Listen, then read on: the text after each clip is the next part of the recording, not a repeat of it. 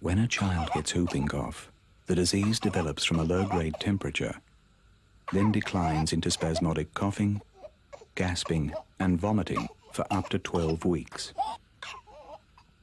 Then 1 in every 140 children will develop an inflammation of the brain, with the possibility of lasting mental and physical damage. And 1 in every 200 babies under 6 months with whooping cough will die. This is just one of the deadly diseases that is re-emerging because some parents are not fully immunizing their children.